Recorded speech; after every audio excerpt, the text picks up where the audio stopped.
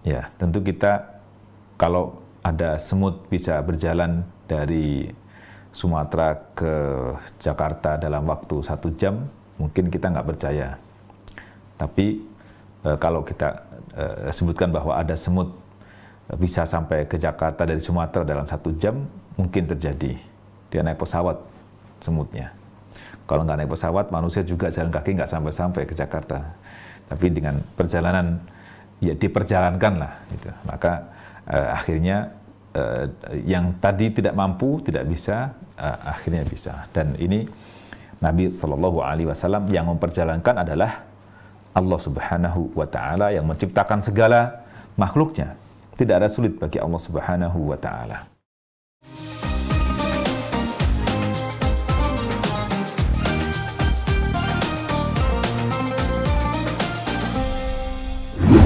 Baik, lalu disampaikan juga Syekh Shalabi menyampaikan, laqad kana minasyaraf li hadzal 'abdi shalihi. Dan sungguh sebenarnya merupakan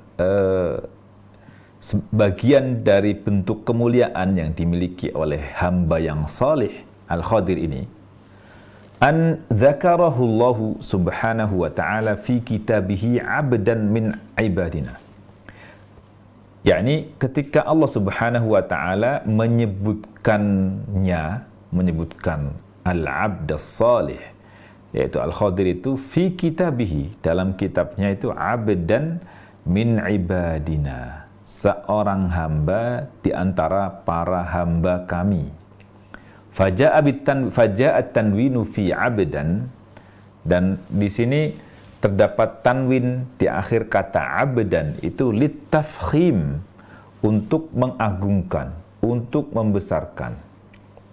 Wal idhafatu fi abdina, jadi abdan ini diungkapkan dengan indefinite, dengan nakirah itu sebagai bentuk pengagungan, pemuliaan, pemuliaan, pengagungan pada hamba yang saleh, yaitu Al-Khadir ini. Ya. Jadi rekan-rekan para akhwati yang dimuliakan Allah Subhanahu wa Ta'ala, Allah Subhanahu wa Ta'ala menyampaikan ayat-ayatnya ini dengan sangat detail, bukan tanpa maksud. Bahkan sekiranya mau diotak-atik, diubah-ubah, itu tidak menyampaikan pesan yang sekuat, sedahsyat, setinggi, semulia apa yang Allah Subhanahu wa Ta'ala sampaikan. Maka urutan kata demi kata dalam Al-Quran ini merupakan mukjizat juga dari Allah Subhanahu wa Ta'ala yang tidak bisa kita ubah, tidak bisa kita majukan, tidak bisa kita mundurkan, tidak bisa kita tambah, tidak bisa kita kurangi. Maka ketika Allah sebutkan dengan abdan min ibadina, ada maksud di balik ini. Berbeda dengan bahasa yang lainnya, barangkali bahasa yang lain tersampaikan pesan performa bagian luarnya saja, tapi tidak mengungkapkan bagian dalam dari pesan ini. Dan ketika kita membahas tentang ayat-ayat Al-Quran, maka kita harus gali bagaimana makna spiritnya, makna dari ruh kalimat ini.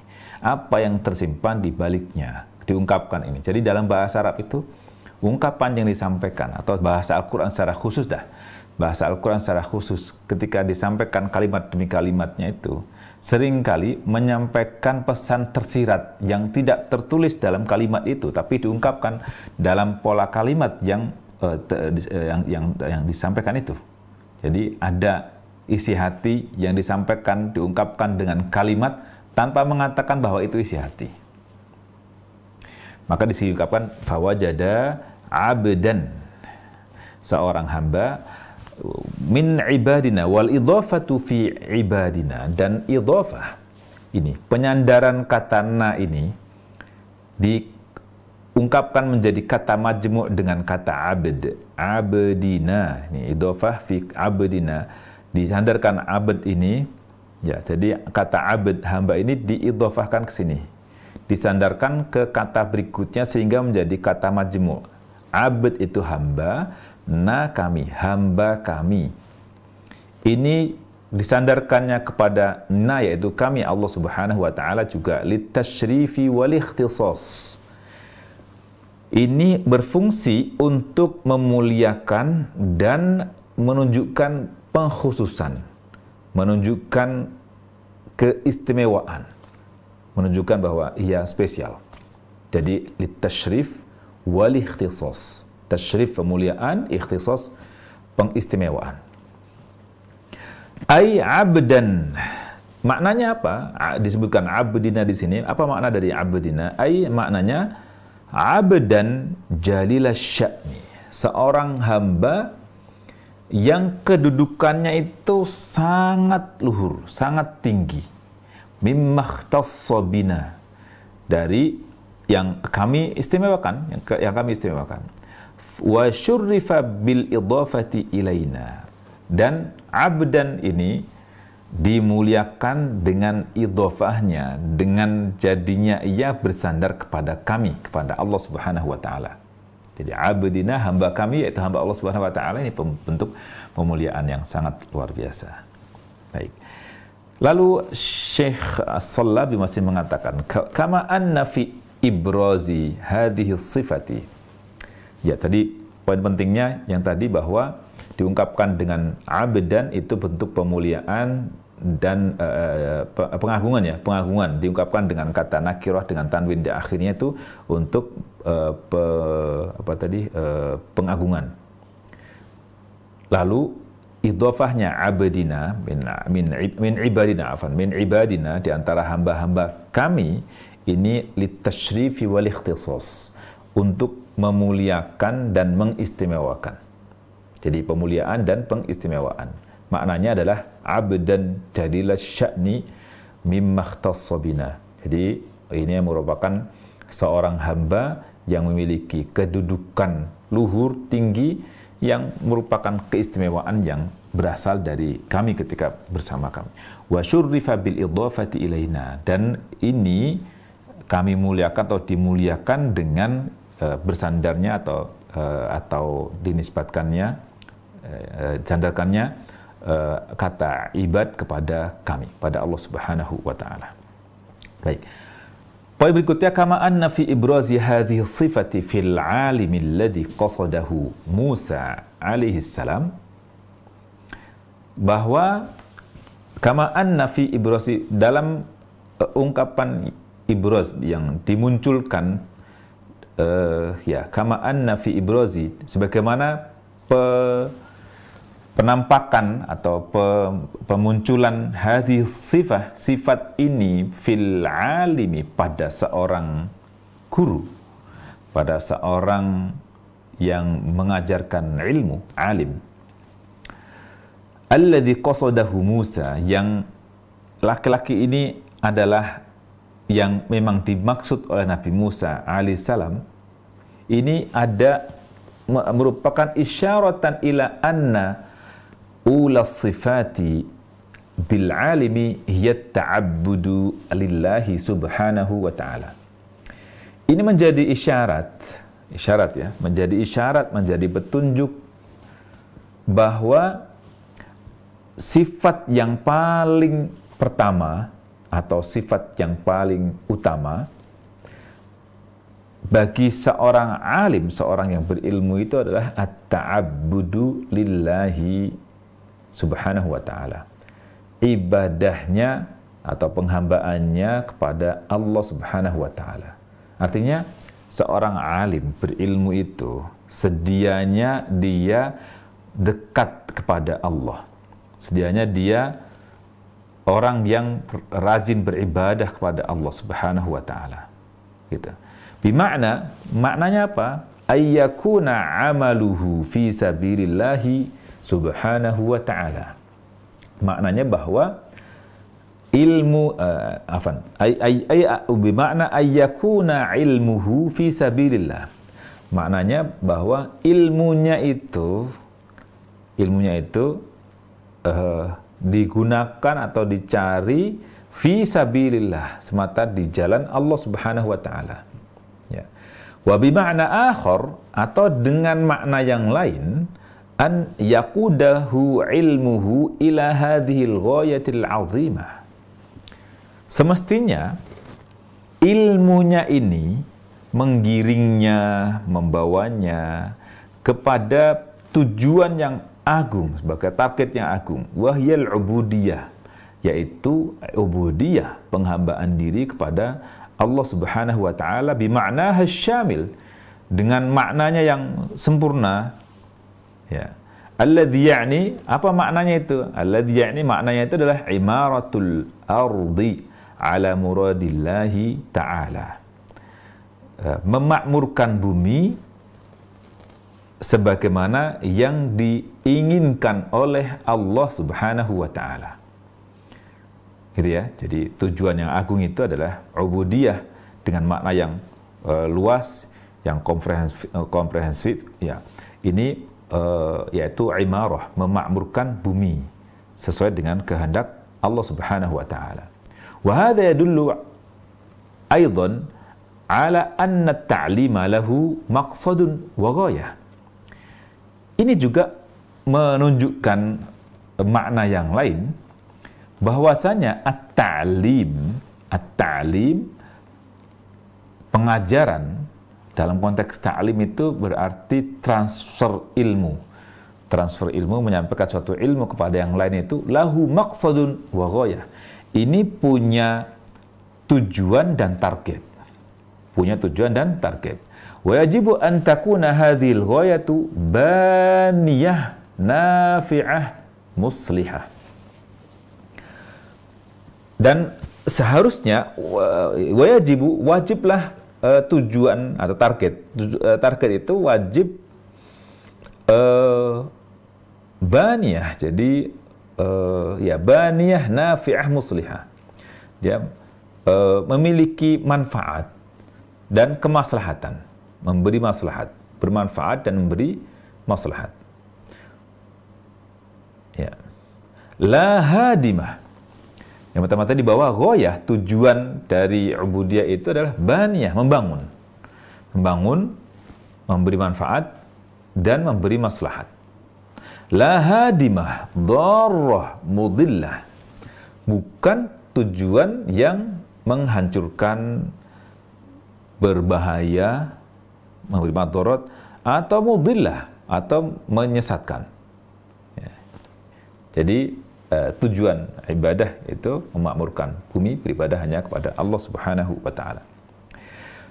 Lalu di kalimat berikutnya Syekh Salabi melanjutkan, innal ayatal karimata wal qissatal azimata allati ja'at fil Qur'anil Karimi lam tubayyin syai'an 'anil 'abdis salihi alladhi qabalahu Musa alaihi salam wa fatahu siwa annahu 'abdun min ibadina.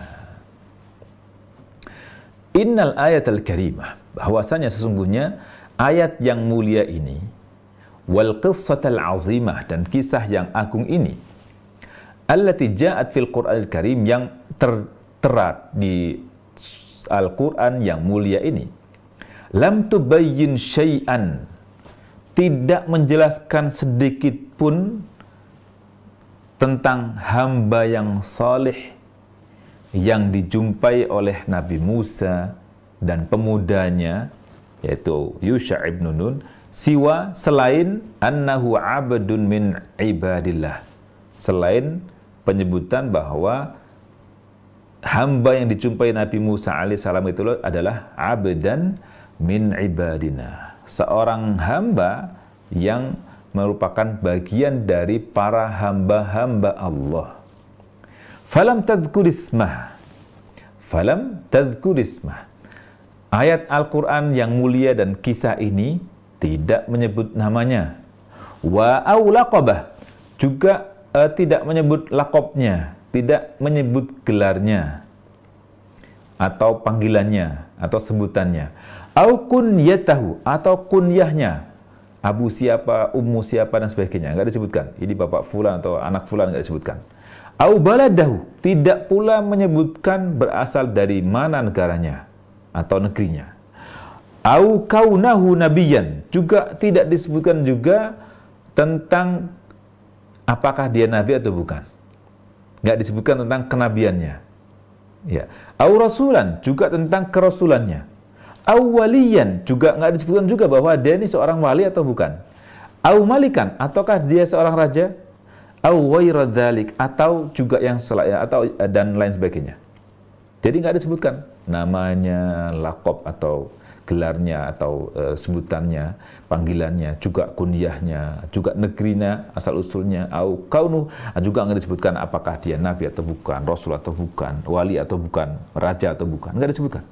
Siwa annahu abdullah, selain dia disebut sebagai abdullah, hamba Allah yang hanya murni menghambakan menyembah Allah Subhanahu wa taala. Wal ubudiyatu asyrafun min ayyi laqabin kan. Al-ubudiyah, penghambaan diri kepada Allah Subhanahu wa taala itu asyrafu min ayyi laqabin kan. Ya, yang paling mulia dari segala bentuk segala bentuk predikat, laqab atau panggilan atau gelar. Yang paling mulia adalah menjadi hamba Allah, abdullah. Ya. Kemudian sebagaimana disebutkan di sini tentang Al-Khadir, kenapa disebut Al-Khadir sudah kita bahas pada awal pertemuan waktu itu, tapi mengingatkan kembali bahwa Al-Khadir tadi disebutkan bahwa dia nggak berlakob, nggak bernama dan sebagainya, tapi dari mana kata Al-Khadir ini? Nah, Abu Hurairah radhiyallahu anhu sebagaimana disampaikan oleh Imam Al-Bukhari di dalam kitab sahih beliau, Abu Hurairah meriwayatkan anin Nabi sallallahu alaihi wasallam qal, sesungguhnya Nabi sallallahu alaihi wasallam bersabda, innama summiyal khadira annahu jalasa ala farwatin bayda fa idza hiya tahtazzu min khalfihi khadra.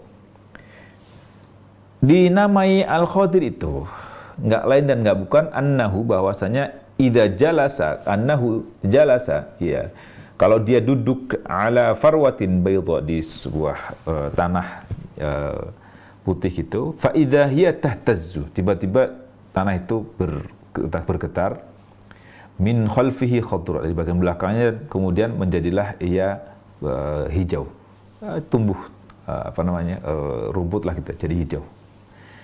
Disebut di sini farwah itu adalah qishrah wajhil ard, jadi permukaan bumi, kulit permukaan bumi. Bayda yabisah laisa fiha nabat. Bayda di sini secara bahasa artinya putih, tapi maksudnya adalah yabisah, kering, laisa fiha nabat, tidak ada tetumbuhan. Jadi tadi nggak ada tumbuhan sama sekali, diduduki oleh Al-Khadir, jadi kemudian menjadi hijau. Lima nabata fiha min ushbin akhdar. Jadi tumbuhlah rebutan warna hijau di tempat yang diduduki oleh Al-Khadir ini. Ini maka disebutlah dia dengan sebutan Al-Khadir. Al-Khadir artinya hijau. Hijau, maka Khadir hijau. Nggak tahu kalau Khidr, sebagian disebutkan dengan Khidr, wallahu a'lam. Yang saya dengar, saya dapat dari Dr. Fadil As-Samirra'i, beliau mengatakan namanya adalah Al-Khadir. Al-Khadir, meskipun dalam keseharian orang Arab sering menyebut nama ini dengan nama Khidr. Dalam keseharian kita menjadi Khidir. Ya, begitu ya. Jadi orang Arab menyebutnya dengan Khidr, tapi yang fasih sebagaimana disampaikan oleh Dr. Fadil As-Samirra'i, Al-Khadir. Al-Khadir, kha pendek, dot pendek, dan terakhirnya huruf ra, Al-Khadir. Baik. Wa hadhihi, dan tadi yang tanah yabisah, tanah atau bumi yang kering tadi terus tumbuh tadi itu, hadhihi mu'jizatun minallah, merupakan mukjizat dari Allah, ala yadil Khadir, yang Allah berikan ini kepada Al-Khadir alaihissalam. Fakana tahtahu farwatun bayda, di bawahnya ada tanah kering. Walamma jalasa 'alaiha ihtazza wa taharrakat. Ketika ia duduk di tanah itu, ihtazzat, bergetar, wa taharrakat, dia bergetar dan bergerak. Wa tahawwala launuha minal abyadi ilal akhdar, dan berubahlah warnanya dari putih menjadi hijau. Walidzalika summiyal Khadir, oleh karena itu dinamailah dia dengan nama Al-Khadir. Al-Khadir li'annahu sabab fi taghyiri launil farwah, karena ia menjadi penyebab berubahnya warna tanah, permukaan tanah tadi yang tadinya putih menjadi hijau tadi itu. Demikian dijelaskan dalam kitab, namanya Al-Khadir. Wallahu a'lam.